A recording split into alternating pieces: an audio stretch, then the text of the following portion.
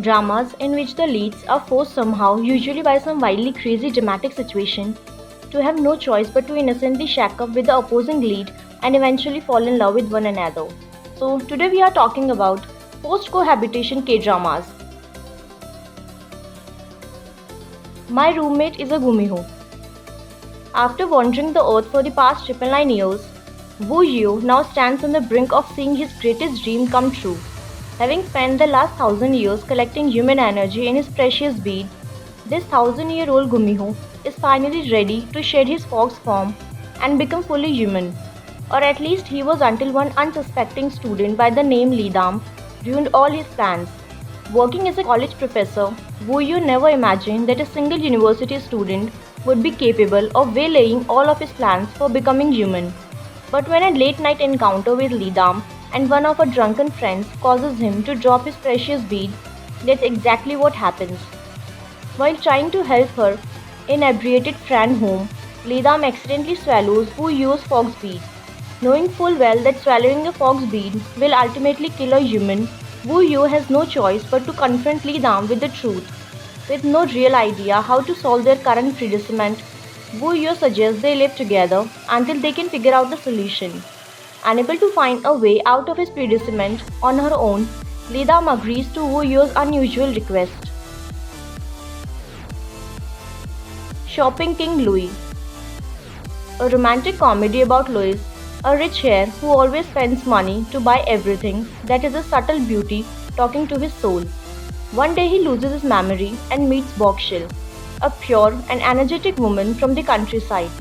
She is at first astounded by his spending habits.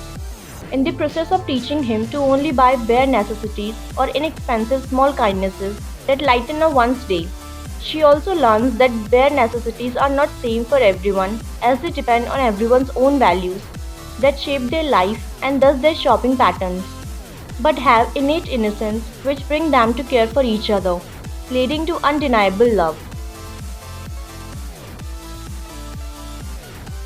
The Secret Romantic Guest House. As the beloved youngest daughter of a well-to-do family, Danhu lived a charmed life. At least she did until the day fate dealt her with a rather cruel blow. No longer able to indulge in the carefree lifestyle of a cherished daughter, Danhu must do everything she can to help support her family. The proprietors of Ivavan Inn, Danho and her family warmly welcome those looking for a place to stay during their visit to Hanyang. As the majority of those traveling to the area are young men preparing to take the civil servant entrance exam necessary for becoming a ranking official, Ivavan Inn is frequently visited by a large number of scholars. Among those scholars are Kangsan, Seol, and Yuha, three very different young men who each harbor a deep secret. While the young scholars prepare for the exam, they along with Danho stumble upon bits of information that all seem to tie into a strange disappearance that happened 13 years ago. Doom at your service. Dong Kyung, an editor for a web novel company, lives a fairly ordinary life until she stumbles into an unexpected fate. All in a single day, she finds out she is dying from glioblastoma and has only 3 months to live. Learns that her boyfriend is a father-to-be and has a wife. Gets scolded by her superior at work and is spied on by a pervert before the pervert falls into a sinkhole. Drinking her problems away, she happens to see a shooting star from a rooftop apartment and drunkenly wishes for the world to be doomed. Her wish is heard by Myung, a messenger between gods and humans. He was born between dark and light. When he breathes, countries disappear. When he walks, the seasons collapse. When he smiles, a life is extinguished. All he has to do is exist for something to fall into ruin. This is not his intention, but simply his fate.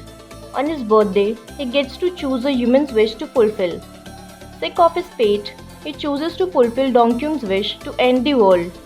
Dongkyung ends up signing a 100-day contract with Myulmung, risking everything she has ever known. Cinderella and the Four Knights. Havan is in her 3rd year of high school with dreams of becoming a teacher.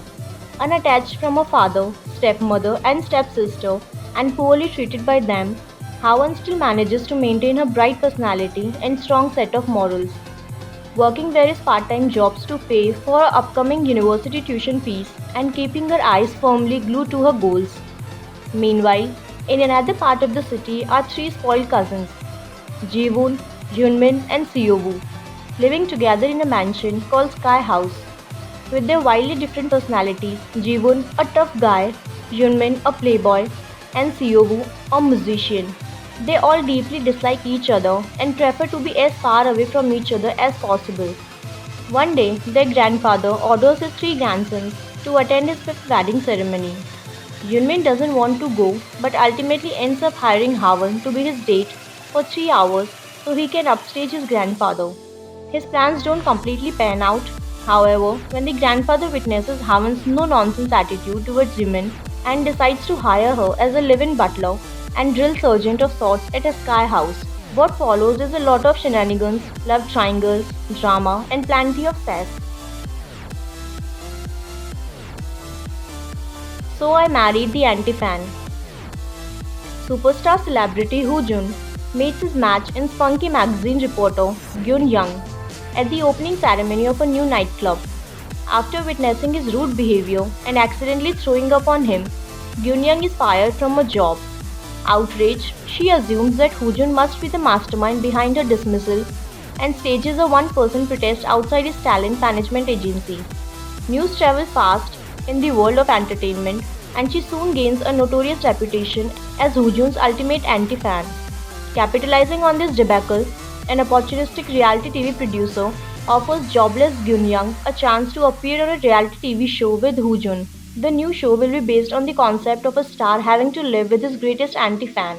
In a tough financial situation and running low on funds, Gyunyoung reluctantly agrees to participate in this show. Hoojun's cooperation in this endeavor, however, remains to be seen.